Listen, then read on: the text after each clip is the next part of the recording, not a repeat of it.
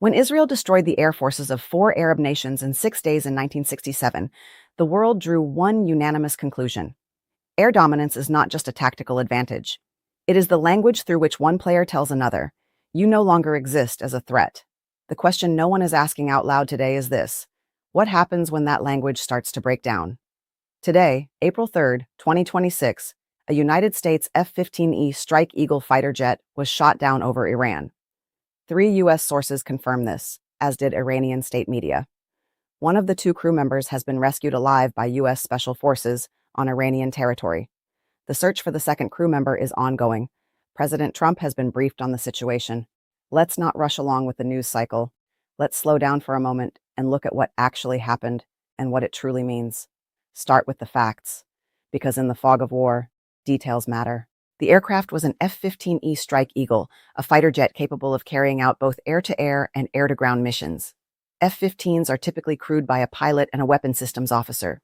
The 2 crew members ejected safely after being struck by Iranian fire, and U.S. Special Forces located one of them and rescued him alive on Iranian territory. Here's a detail that deserves more attention. From the tail flash stripe markings, the aircraft appears to belong to the 48th Fighter Wing, based at RAF Lakenheath in the United Kingdom. This is not just a technical footnote.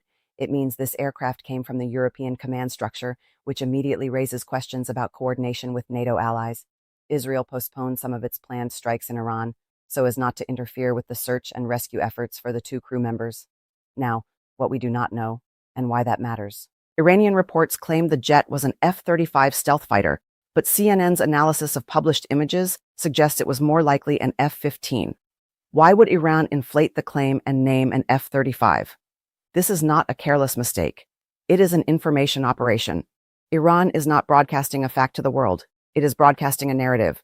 We are capable of penetrating even the stealth shield.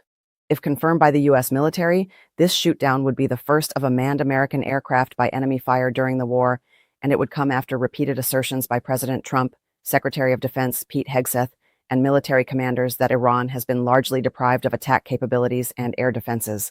That gap between what was publicly declared and what just happened is the central story here, not the loss of the aircraft itself. History does not repeat exactly, but it rhymes. And today I hear a very familiar rhyme: Vietnam, 1965 to 1972. American military officials regularly declared overwhelming air superiority. Yet over the course of the war, the United States lost more than 10,000 aircraft. Not because the Vietnamese had equal technology, but because asymmetric air defense systems, supplied by the Soviet Union, rewrote the logic of aerial warfare. Every downed aircraft became a political event inside the United States and fuel for the anti-war movement. The Falklands War, 1982. Britain possessed clear military superiority, but the loss of several ships to Argentine Exocet missiles shifted the perception of the entire conflict. Not because Argentina won the war, but because it proved that even a superpower has vulnerabilities. And then there is the U-2 incident over the Soviet Union in 1960, an American reconnaissance aircraft shot down over Soviet territory. Pilot Francis Gary Powers captured alive. The Eisenhower administration first denied the incident until the USSR presented the evidence. The Paris summit collapsed. The Cold War sharpened. One downed aircraft and a diplomatic avalanche followed. This is not just a mistake. This is a symptom of the gap between public narrative and the reality of aerial warfare. Let's ask the most important strategic question at this level of analysis. Can military force in this case actually achieve a political result? President Trump said during his primetime address that there was not a thing Iran could do to stop potential strikes on oil infrastructure, adding that Iran had no anti-aircraft equipment, that their radar was 100% annihilated, and that the United States was unstoppable as a military force. That statement has now created a trap for Washington itself. When a political leader declares something absolute and reality demonstrates something partial, he does not lose a battle. He loses the narrative. And in modern conflicts, narrative is half the war. The ongoing search and rescue operation on Iranian territory in the middle of an active conflict dramatically raises the stakes for the United States. Structurally, Washington now faces 3 bad options and no good ones. Option 1, stay silent. Do not comment on the incident and continue operations. The problem is that Iranian media and social networks have already filled the information space. Silence will be read as confirmation. Option 2, escalate. respond with intensified strikes to restore deterrence. The problem is that the search for the second crew member is still ongoing on enemy territory. Strikes could put him in direct danger. Option 3. Quiet diplomacy through third parties to secure the crew.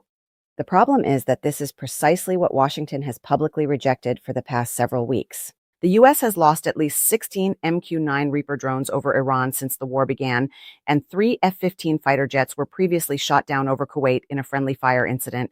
And yet the public message from senior officials remained one of dominance. The joint campaign has focused intensely on destroying and degrading Iran's missile defenses, but Tehran has retained the capability to hit back across the region, and this event adds to serious doubts over those claims of air dominance. Now let's zoom out to the economic dimension, the layer that usually disappears behind the military analysis. Oil prices continued rising after strikes destroyed an Iranian bridge, and President Trump warned there was much more to follow, threatening more attacks on civilian infrastructure.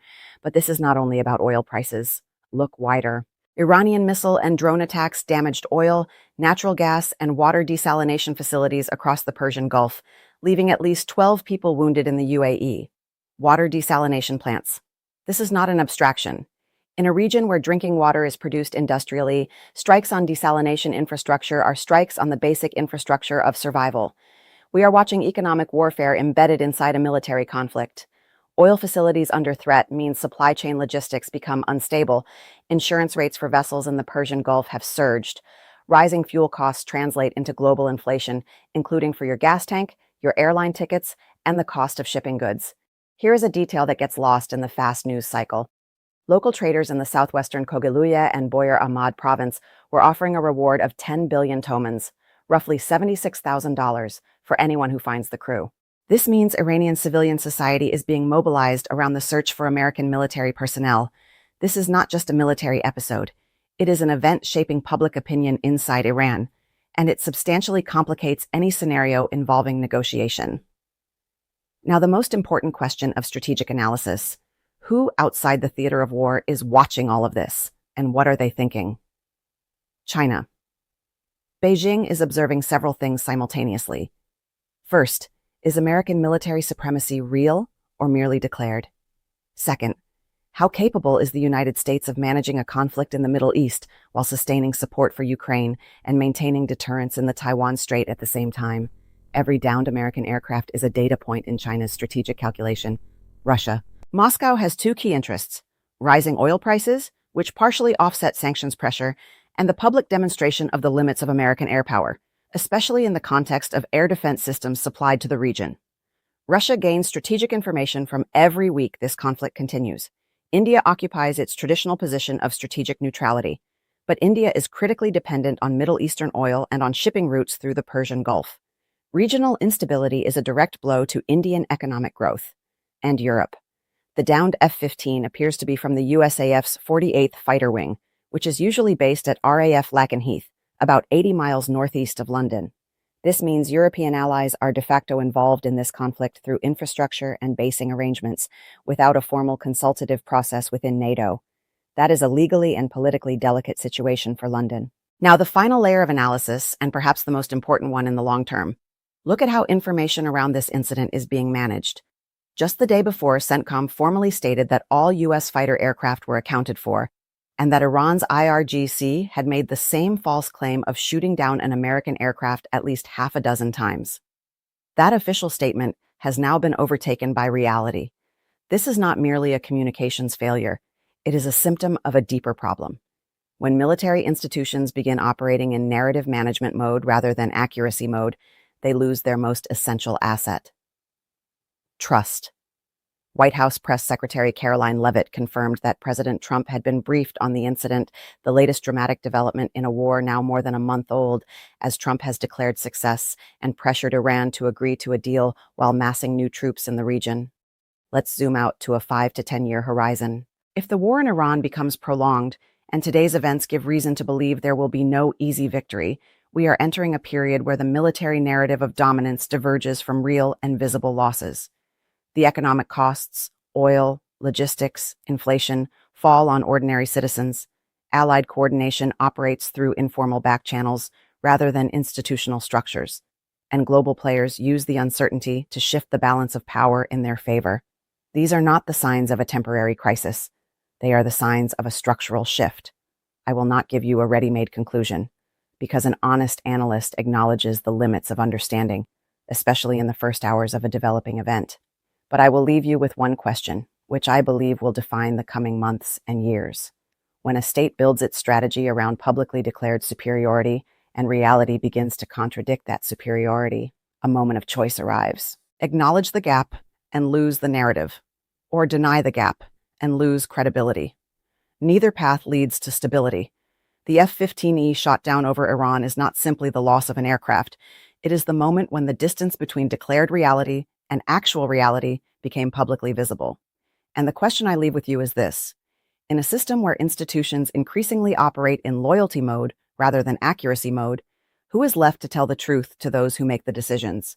And what happens to international order when the answer to that question no longer exists?